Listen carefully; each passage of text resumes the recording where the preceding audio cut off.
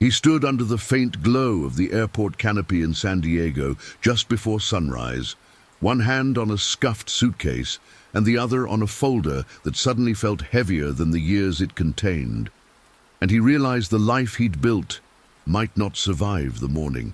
If everything you've worked for is stamped with a date you missed by a week, do you fight a clock that's already stopped, or learn to wind a new one somewhere else?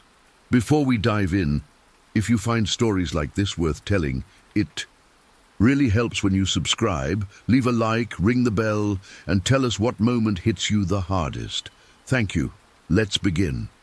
Javier Ortega could name the rooftops of San Diego by the shapes of their shadows.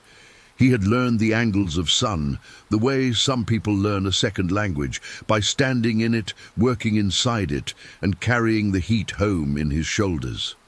He was 32, a patient man with steady hands, the kind of installer who measured twice, measured again, and only then. Drilled into terracotta that had baked through 2 generations. His mother's voice rode the afternoons with him through the tinny speaker of his phone. Medicine schedules, how was the light today, did you eat? And he always answered yes to everything. When the letter came, reminding him an appeal deadline had shifted after the last policy change, he put it on the table beside a mug of tea and a stack of invoices, thinking he'd tackle it after Saturday's job. Saturday became Tuesday, and somewhere, between 2 arrays and a faulty inverter, the calendar pulled away like a tide.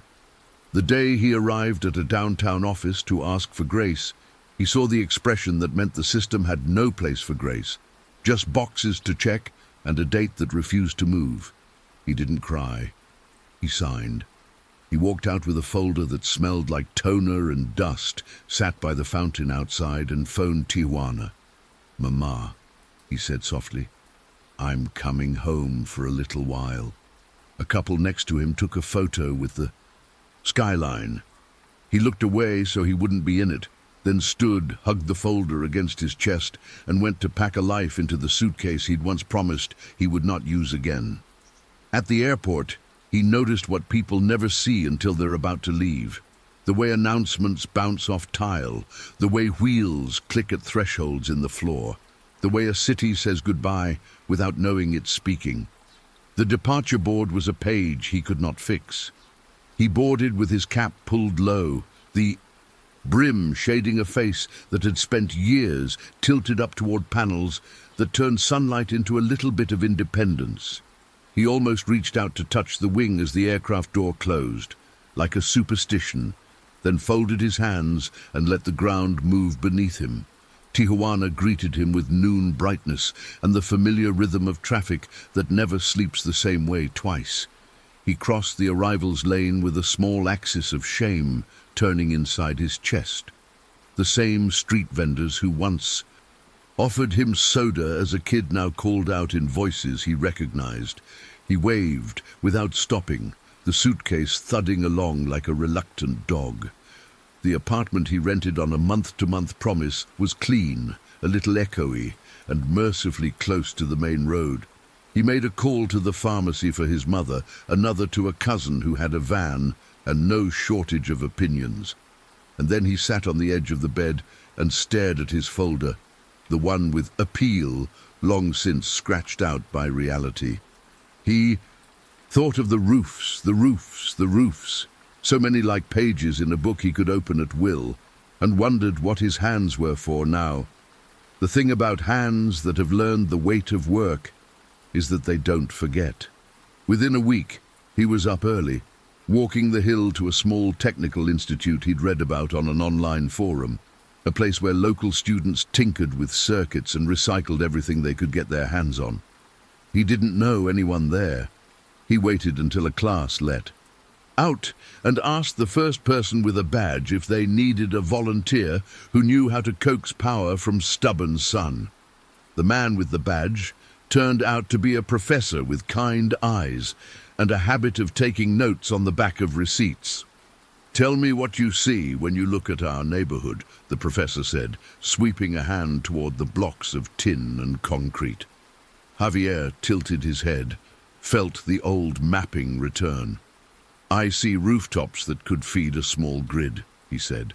"I see shade where there should be light and batteries that sleep too early." The professor laughed softly, the way people laugh when someone speaks their language without being told what it is. "Come," he said, "we have coffee and a whiteboard that makes big promises." Inside, the whiteboard was stained the way whiteboards are when a few good ideas have refused to wash off. Javier drew boxes, households, a clinic, a market, and lines that bowed like string between them. Microgrids, he explained, not the grand. Vanity projects that make headlines, but tidy, practical circuits that keep the essentials alive during brownouts, that help a corner store save what's in the freezer, that let a school keep the fans spinning in the afternoon heat. The professor added small notes in the margins, local suppliers, customs, costs. "There's a fund," he said finally, tapping a name on his phone. "Small, local, impatient for something that works. You'll need a pitch that says the sun is not charity. Can you do that?" At night, the apartment felt less like a holding cell and more like a staging ground. He propped his phone up on an overturned bowl and called his mother. Her face filled the screen with that soft yellow light of living rooms everywhere. A plant leaned toward the frame like it wanted to climb out and be petted. "To Papa," she said, laughing, "would have said, 'Put wheels on the roof and send it to the market.'" They spoke of pills and neighbors and the inevitable gossip of a community in which no event is private for more than 2 hours. Then Javier drew again, until his wrists ached, a battery cart that could be pushed like a street vendor's stand, a small inverter with a handle, panels whose angle could be adjusted with a broom handle. He did the math that installers do in their heads while they pretend to be sleeping, heard the ghost sound of drill bits in dense clay tile, and timed himself building a mock panel with scraps. He was a person again, which is different from being just a name on a file. The funders sat at a table that had once been part of a restaurant, the edges pitted by whatever cleaning products the previous owner had sworn by. "We like clear math," the first said. "We like neighbors who stop by to ask what's going on," the second added. The professor nodded toward Javier like a conductor cueing an instrument he knew well. Javier told them about afternoons when the power slipped away quietly and took with it the food and the data and the patience of 100 small shops. He said the word resilient without preaching. He did not say the word deportation. He didn't need to. They saw the edges of his story in the way he handled the models. "We'll start small," one of them said, passing the folder back to him with a paperclip that looked too cheerful for the weight it carried. "A clinic, a corner market, and 10 homes. If the lights stay on, we keep going." It is astonishing what a small circuit can do to the human voice. On a Tuesday, the clinic fridge hummed through the mid-afternoon dip for the first time in months, and the nurse laughed like a person who had been given back an hour she didn't know she needed. On Wednesday, a butcher watched a digital thermometer hold steady and patted the display like a loyal dog. On Thursday, 10 homes blinked against the evening and then settled into a calm that made the air sound different. In the market, 2 kids played a game under a string of bulbs that didn't sputter once. Javier took notes he knew he would need later. How long the batteries actually took to charge in that particular fog, how neighbors shared cords without keeping score, how a man with a tiny repair stall fixed the hinge on the battery cart with a piece of wire and a joke. There were setbacks because life insists on them. A shipment of connectors was delayed and a shopkeeper tried to light his store with a tangle of mismatched wires, which Javier found at dawn and gently replaced. A gusty week forced them to anchor. Mounts with hardware they had not budgeted for, and he had to go back to the funders with a graph that apologized for the wind. He learned to be a diplomat at the border too, explaining to a board official why he lugged small parts back and forth like a collector of very humble jewels. The professor taught him to write reports that sounded like engineers talking to the sun itself. Clear, respectful, a little romantic. His mother's health dipped and rose like a small boat, and every improvement felt like a modem reconnecting in a storm. On Sundays, he walked with her to a bench shaded by a cruelly optimistic tree and described the week the way a parent describes a school day to a curious child. "They clapped when the lights didn't flicker," he said once, amazed at how proud one can be of a thing not happening. "Then we clapped because they clapped." She reached for his hand. "You were not thrown out," she said, squeezing with more strength than he expected. "You were sent to fetch something. Make sure you bring it back." Word crept across the border, not through headlines, but phone calls and orders written on napkins. A small warehouse in Chula Vista wanted a trial system that used the same principles to keep their cold room steady during peak pricing. A parish on the US side asked if a community center could become a neighborhood hub during outages. None of it was dramatic. All of it was real. The work spread like warm bread on a table, not like fire. He filed paperwork, as carefully as he had once measured angles, this time with help from a lawyer who wore jackets that made him look like a serious tree. When the appointment for a new petition came, Javier shaved twice and ironed his shirt 3 times. "Don't rehearse humility," his mother teased. "Just wear it." At the consulate, the queue snaked along the wall like a patient river. He watched faces he didn't look at directly because he knew those looks are private, but he learned the cadence of nervous feet. When his number flashed, he stepped into a booth that smelled inexplicably of furniture polish. The officer asked questions he expected: work, family, ties, intent, and one he did not. "What happens if our answer is no?" The impulse to say he'd go home and keep the lights on anyway was so strong it almost jumped out on its own. He found a middle place. "I'll keep building where I am," he said, "and I'll keep applying until the work on both sides looks like one project with a river in between." The officer stared at his screen for a while, like someone reading a novel in which the next chapter matters. "Thank you," the officer said finally. "You'll be notified." Weeks are long until they aren't. One afternoon, back in the lab, Javier was showing 3 teenagers how to angle a panel for winter when an email pinged on his phone with a subject line that made his throat tighten. He opened it, and the words danced for a second, not because of anything poetic, but because of the way hands shake when the future suddenly stops being a blur. "Approved," the message said, in that tidy tone bureaucracy uses when it has accidentally done something kind. He sat very still. The teenagers asked, "Profe?" because they always called anyone over 25 prof, and because he had gone quiet. He swallowed, nodded, and looked at the professor through the lab window. The older man raised his eyebrows like a parent who doesn't want to ruin a surprise, and Javier nodded again. "Okay," he told. The kids, voice steady now. "Back to work. The sun won't wait for us to celebrate." He returned to the US by way of a bridge he had crossed as a boy with a bag of candy and a joke about customs he didn't understand. The skyline looked the same and felt completely different. He stood on the overlook for a moment, the suitcase by his leg, and breathed like a person who had been underwater and finally let themselves cough. There was no parade, just a meeting in a quiet conference room where a warehouse manager slid his phone across the table and said, "Can you make the spikes hurt less?" Javier drew a small graph on a napkin. "We can make the spikes into bumps," he said, "and the bumps into steady ground." The first contract came with an asterisk. Pilot program, 30 days, prove it or we shake hands and part friends.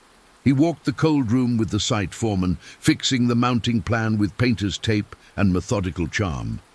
"I don't do miracles," he said.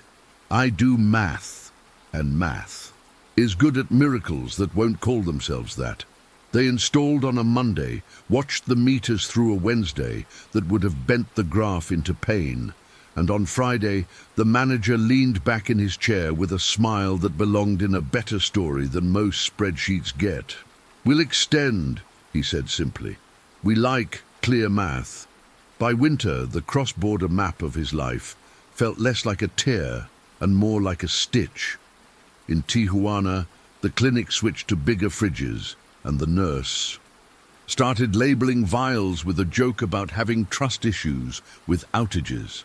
In San Diego, the warehouse signed a longer agreement, and a small chain of corner markets sent a polite email that said, "We heard you keep the ice cream solid on days when the grid sulks." He hired 2 installers who reminded him of himself, careful with screws, careless with their own lunch breaks, and taught them the art of checking a mount with your palm, listening to the sound it makes when it's right.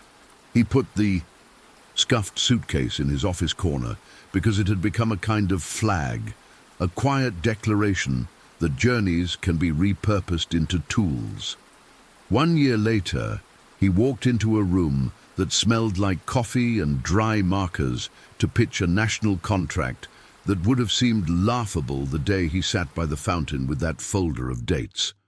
He didn't open with the border or the word deportation or any personal legend designed to pull at sleeves. He opened with a map, dots where small circuits had outlasted cranky afternoons, places where grocers kept freezers steady and clinics finished the day with fans still turning. He traced a line between cities like he was drawing the skeleton of a new animal and said, "This is not about saving power. It's about saving the hours that make people and businesses breathe." The room listened. Someone at the end of the table asked the question all large rooms ask: "Can you scale without losing the part that makes this more than numbers?" He nodded. "Only if we keep remembering why we started. And we did not start to be impressive. We started so a neighbor could make dinner with the lights on." That night he called his mother from a parking lot, where the lamp above them crackled like a friendly insect. She was wrapped in a sweater he recognized, even through pixels. "Tu papa would be proud," she said again, not because she needed to say it, but because she wanted him to have something soft in his pocket before walking into rooms made of glass and suspicion. "Keep the suitcase," she added, "not because you'll need it, but because you'll remember you have wheels." He walked to the edge of the lot and watched the freeway hum.